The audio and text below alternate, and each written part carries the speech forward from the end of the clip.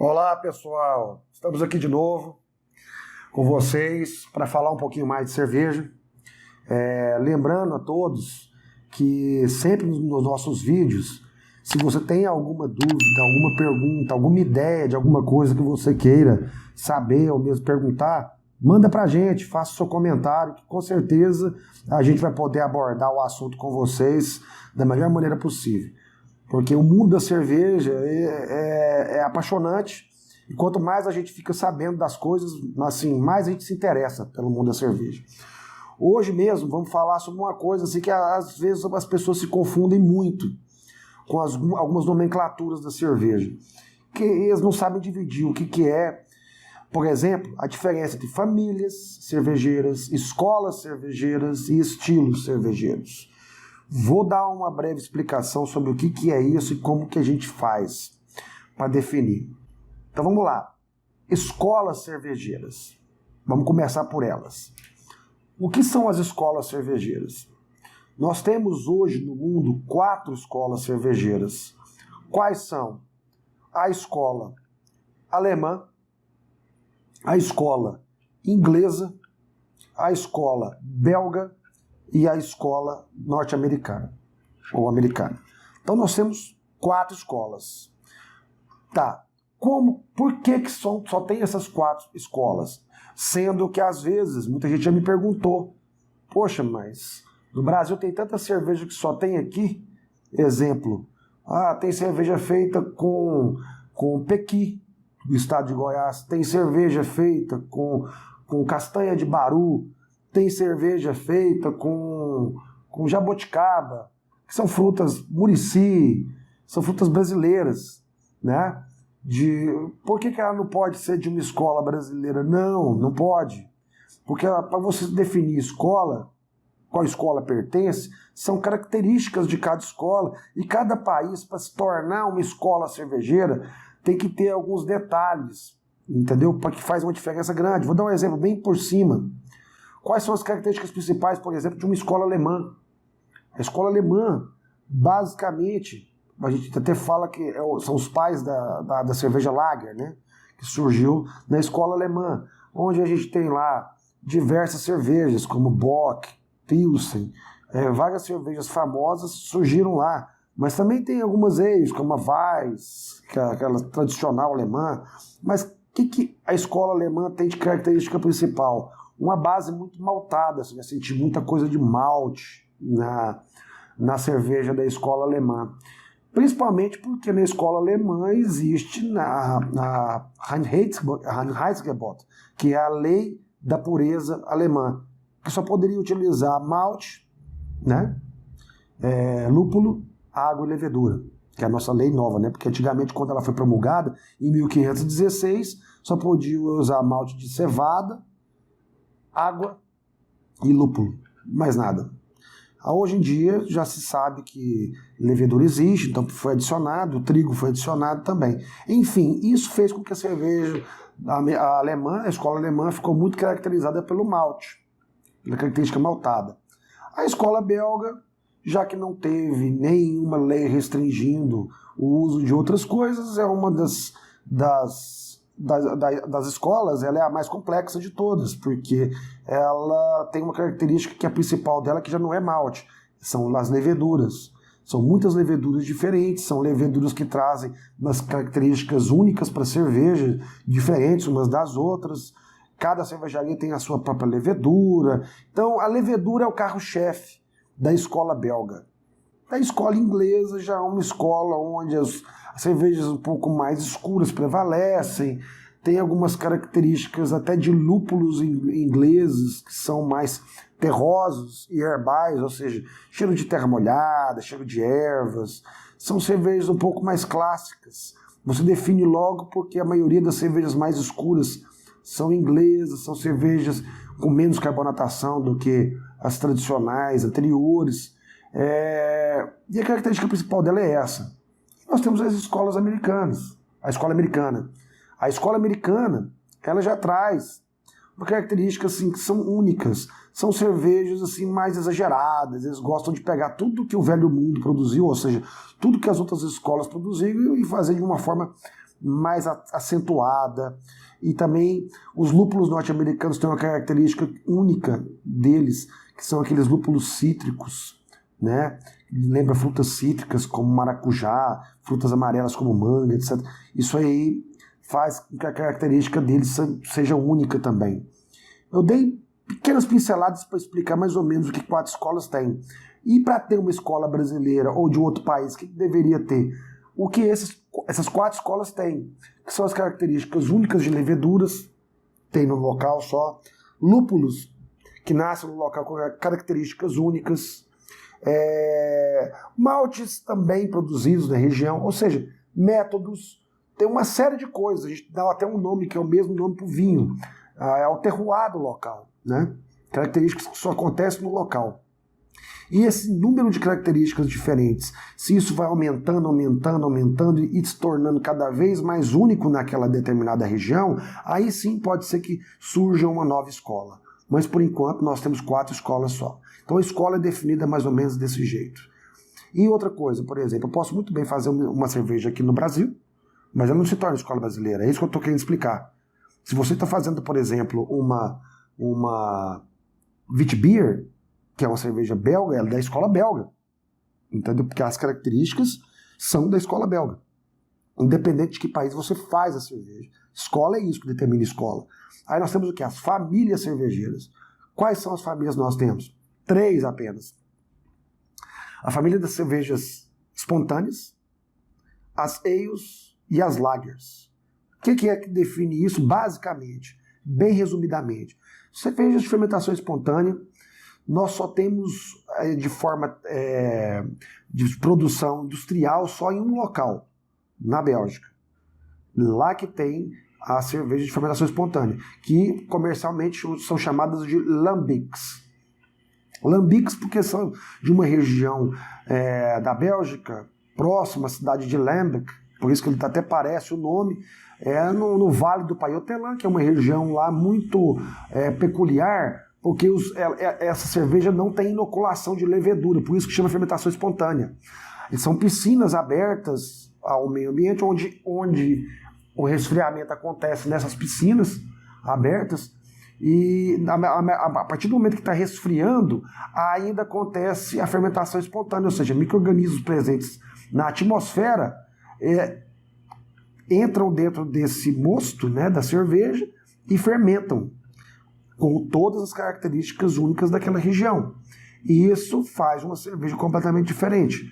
E é uma cerveja que, inclusive, vai para envelhecimento, enfim. Isso já é uma outra coisa, mas a fermentação espontânea acontece ali. Não houve inoculação de levedura. Já as outras 2 famílias, a ale e a lager, acontece a inoculação de leveduras próprias de cada família. Exemplo, ales são fermentações mais altas. A cerveja de alta fermentação. Por quê? Porque elas fermentam a uma temperatura mais alta, mais elevada, de 15 a 25 graus Celsius. E, além de ser mais alta, o trabalho dela, ela trabalha em cima do fermentador. Então, se você tiver a oportunidade de ver um fermentador, você vai ver que as leveduras estão vivas, trabalhando mais por cima. Você vê a movimentação das leveduras por cima. Já as lagers são aquelas cervejas de baixa fermentação, são cervejas mais límpidas. São as cervejas, por exemplo, da família Lager, uma Pilsen é da família Lager, aí você já tem uma noção, cerveja totalmente cristalina, límpida. São cervejas de fermentação mais baixa, ou baixa fermentação também. Ela trabalha a temperatura mais baixa, eu falei, até 15 graus Celsius, mais ou menos. Ela trabalha. Então, o ideal é de 12 graus, trabalha a 12 graus, ou seja, temperatura muito mais baixa do que a da ale. E elas, então, por causa disso também, de trabalhar numa temperatura mais baixa, e trabalhar na parte de baixo do fermentador, por isso que acaba, até torna a cerveja mais cristalina, mais límpida do que as ales e do que as fermentações espontâneas, que são as lambics. Então, são essas 3 famílias, nós só temos essas 3 famílias. E, se a gente subdividir mais um pouco, nós temos os estilos, que hoje no mundo tem um pouco mais de 150 estilos, tá? Catalogados. Quero deixar claro isso, porque são em 2 catálogos que a gente tem, 2 guias de cerveja que nós temos. Um para caseiro, que é o BJCP, que na tradução significa Beer Judge Certification Program, foi criado nos Estados Unidos para poder você catalogar os estilos de cerveja que os caseiros fazem. E nós temos também para cervejas industriais um outro catálogo, um outro guia, que é chamado de BA ou BA, que é o Brewers Association, que foi feito muito parecido com o BJCP, só que guiado para cervejas comerciais. Ou seja, gente, aí cada estilo você tem que destrinchar para saber onde aquela cerveja que você está bebendo se encaixa. E você pode determinar, cada cerveja tem uma família, tem um estilo e tem uma escola. E como que você faz para poder ver isso? Eu mesmo aqui estou com um copo de cerveja que está até esquentando aqui. Foi colocado, eu acabei me esquecendo dela. É uma cerveja, está na minha frente. Como que eu faço para saber? Peraí, que estilo que ela é? Qual que é a família? E qual que é a escola? Tem como eu determinar? Só de pegar uma cerveja dessa aqui, beber e experimentar? Tem sim. Um profissional sommelier mesmo tem toda a habilidade e capacidade para determinar, só de pegar na cerveja aqui, cheirá-la e prová-la. Você já tem condições. Quer um exemplo que eu vou dar para vocês? Vamos lá. Fazer um exemplo do que está acontecendo aqui agora. Eu pego essa cerveja, tá? Primeira coisa eu vou ver visualmente. Isso que eu estou fazendo é uma análise da cerveja. Esse tipo de análise, igual eu disse, um sommelier consegue fazer, mas também quem faz um curso, por exemplo, de degustação de cerveja orientada, com análise sensorial, porque isso que eu vou fazer agora é uma análise sensorial, através disso você também consegue fazer isso. Claro, numa pequena escala, porque o curso de degustação de rótulos, você aprende alguns rótulos só. Agora, o sommelier não. O sommelier ele abrange um número muito maior de rótulos e com certeza ele vai conseguir fazer esse mesmo trabalho que eu vou mostrar agora com muito mais rótulos, muito mais cervejas. Mas vamos lá. Primeira coisa, olhar e eu vejo a cor da cerveja, né? No caso, é uma cerveja turva. Você pode ver que ele é turvo, você não consegue ver nada aqui por trás. Mesmo se eu pôr o dedo aqui, não dá para ver. De uma coloração amarela, né? Um amarelo, podemos dizer, um amarelo quase dourado, né? Um amarelo ouro, turva, com uma boa formação de espuma, tanto que ela foi muito, muito bem formada e até uma boa persistência, porque até agora, já estou falando um tempão aqui no vídeo, até agora ela ainda continua sem formar nenhuma ilha, né? De coloração branca, espuma, né? Por que a gente é importante analisar cor, turbidez, espuma, etc. Quando você começa a adquirir conhecimento, só nisso aqui você já começa a você eliminar um monte de tipo de cerveja que poderia ser. Só na parte visual.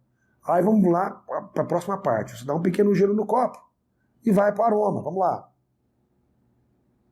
O aroma aqui, bem frutado. E vem de frutas o quê?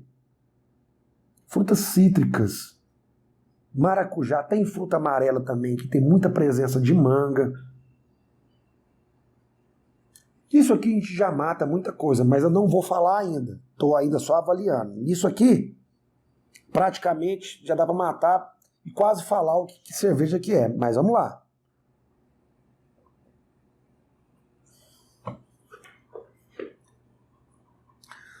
Olha só. Um início que vem um pouco adocicado, junto a um leve amargor, de leve a médio amargor, mas ela tem um corpo.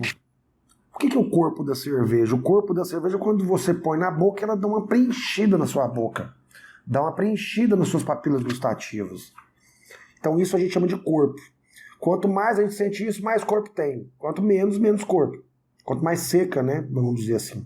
Essa não, essa tem uma presença de um corpo que poderíamos dizer assim, entre um corpo médio leve, entendeu? A gente poderia dizer assim. E você vê que ela tem uma persistência de um amargorzinho que fica no final de boca também. Esse amargor por causa da presença de lúpulo, tanto que nós sentimos, eu no caso, senti no aroma a presença de um frutado cítrico, né, de frutas amarelas. Isso aí é característica de lúpulo. Então, beleza. Vou tomar mais um gole. e ela desce. Quando a gente bebe mesmo, engole, a gente sente uma espécie de aveludado. Esse aveludado é característica de presença de aveia, uma grande quantidade de trigo na cerveja. Que exemplar que seria esse? Vamos lá, eu como sommelier já saberia, e muitos de vocês estão assistindo, só pelas características que eu disse, já sabe, aqueles que já têm alguma certa experiência. Claro, quem não tem ainda não sabe, mas se fizer curso com certeza vai aprender a fazer isso, que a gente está explicando. Então, o que é? Que estilo que seria essa cerveja? Claramente é o estilo chamado de New England IPA. Esse estilo, ele surgiu nos Estados Unidos, né? É um estilo que já existia a IPA como estilo, mas aí essa característica única de uma cerveja com presença, essa turbidez também demonstra isso, uma presença grande de trigo e de aveia na cerveja, que é o que deixa ela aveludada também. E muito aromática, porque a grande quantidade de lúpulo não é colocada para trazer o amargor. Claro que ela tem um amargor, que é uma característica dela, mas não é tão grande quanto de uma IPA, na questão gustativa. Mas na questão de olfato, de cheiro, muito alta, até mais alta do que a de uma IPA normal. Por quê? Porque esse lúpulo foi adicionado à cerveja no momento da maturação, que é a frio, que a gente chama até de dry hopping, que é a aplicação de lúpulos nesse momento, que é para trazer mais aroma do que amargor de fato. Que traz um pouco também, mas a característica maior é de aroma. E já sabemos o estilo. Qual que é o estilo? New England IPA. Qual que é a família? Que é a pergunta que eu sempre faço. Se é uma New England IPA, qual família que é? Nós não temos 3 famílias? Fermentação espontânea, Lager e Ale. Com certeza é uma Ale. Por que com certeza é uma Ale? Porque ela é uma ale, porque ela é de alta fermentação. Ah, mas como que eu vou saber disso? Igual eu disse, você tem que ter dar uma estudada em algum desses 2 tipos de curso, que com certeza você vai saber. Ou até você tem que saber como produzir. E quando você sabe como produzir a cerveja também, você sabe qual o tipo de levedura que você vai utilizar nela. Se é uma de baixa fermentação ou de alta fermentação. Mas por que ela não poderia ser uma lager, uma de baixa fermentação? Só de estar turva desse jeito aqui, muito dificilmente você teria uma lager. A lager é o quê? Igual eu falei anteriormente, uma cerveja límpida, cristalina. Essa aqui já não é. Por isso que você já mata na maioria das vezes. Ótimo, já descobrimos qual que é o estilo, né? Que é uma New England IPA, qual que é a família e qual que é a escola. Não preciso nem falar. Norte-americana, escola americana. Ponto final. Então você consegue destrinchar a cerveja facilmente, claro, depois que você adquire um certo conhecimento, que não precisa ser muito, tá, gente? Com poucos cursos você consegue já ter um certo conhecimento, o resto é prática, e é desse jeito. Aí nós temos, então, famílias, escolas e estilos. O resto, gente, é hora copo, é a gente experimentando, aprendendo a destrinchar a cerveja, e aí você vai descobrindo cada vez mais. Então, conto com vocês no próximo vídeo, gente. Qualquer dúvida, qualquer coisa que vocês precisarem, manda pra gente aí, entendeu? Siga a gente no canal, acompanhe nossos vídeos e faça pergunta. E dê ideias para o que vocês querem aprender ou quais as dúvidas que vocês têm. Um grande abraço a todos, gente. Cheers!